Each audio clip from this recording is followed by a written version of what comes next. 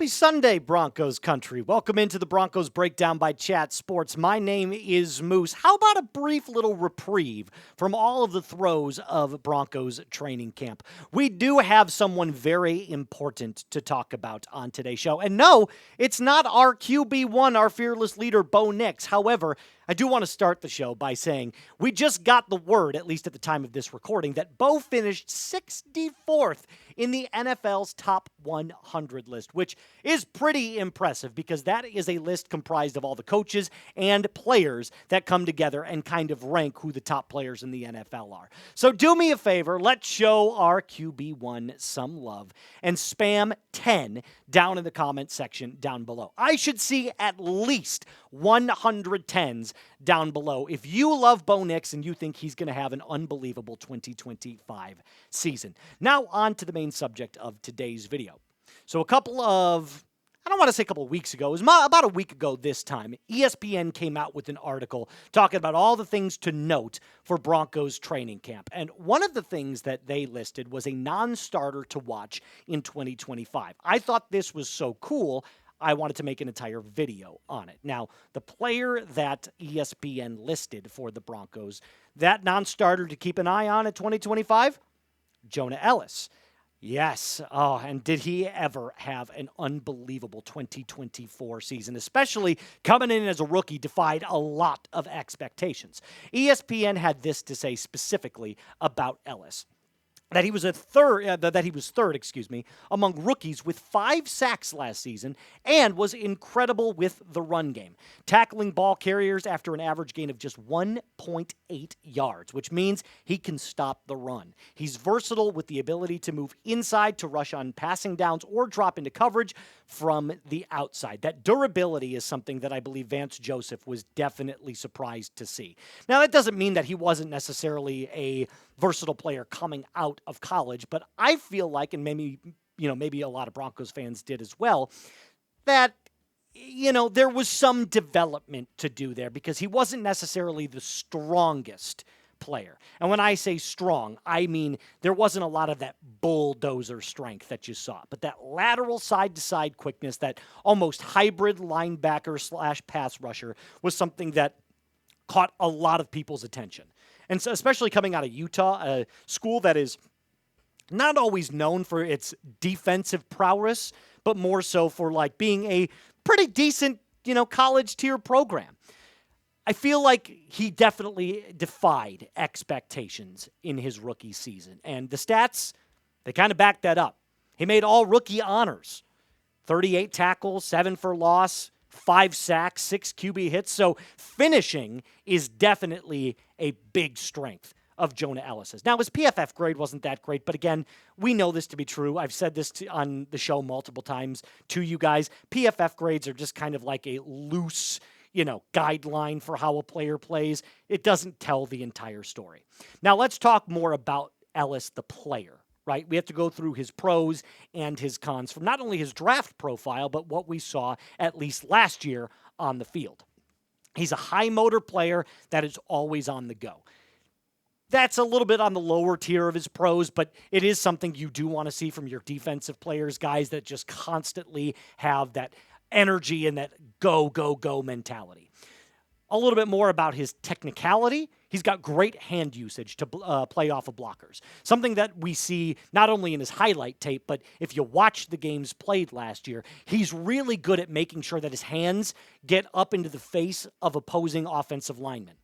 He's also got really slippery lateral quickness, which I find to be one of his most underrated abilities. His ability to, kind of flip off of a offensive lineman in order to make a tackle. He had one against Justin Fields last year, which was actually one of his sacks, where this perfectly encapsulates what I'm talking about. He goes straight into the defender, kind of gets pushed back a little bit, and realizing that he's getting pushed back, slips the hand, and then comes over and makes that tackle and that sack on Justin Fields.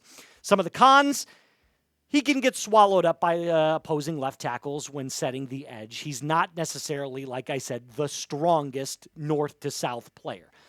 Now, that doesn't mean that he's weak by any means, but when it comes to his ability like a Micah Parsons who can just kind of push through you, that's not nearly as good.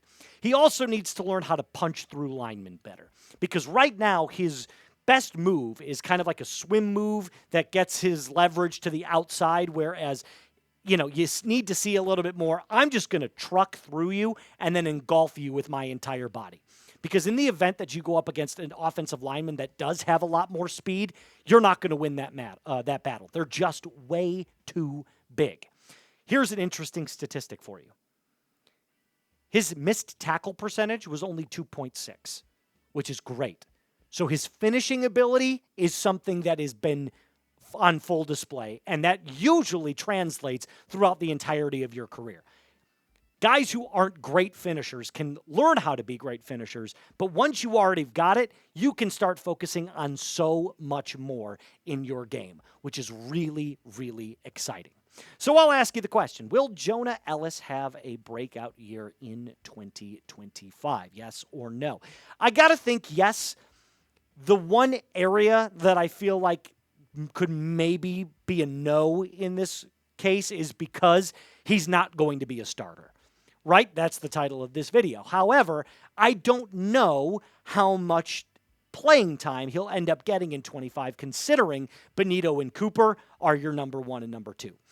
But I thought it would be fun to at least project his numbers coming up in 2025. So that's what I'm going to do in the second half of this video, predicting Ellis's 2025 numbers. Now, before we do that, a quick word from our sponsor.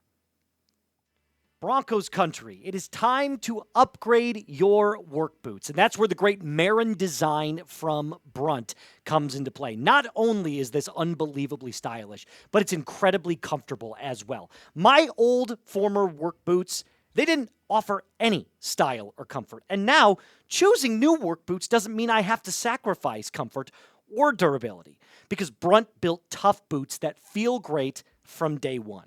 I'm talking no break-in, no sore feet, because people out there doing the real work shouldn't have to choose between comfort and durability. Brunt's best-selling Marin work boots are not only built for the toughest job sites, they are completely waterproof. Whether it's rain, mud, standing water, your feet are going to stay dry. But here's the cool thing. Brunt isn't just about work boots. They offer a full range of high-performance gear built for tough jobs. From heavy-duty work pants to weather-resistant jackets, Brunt designs durable, reliable workwear to keep you protected and productive in any condition.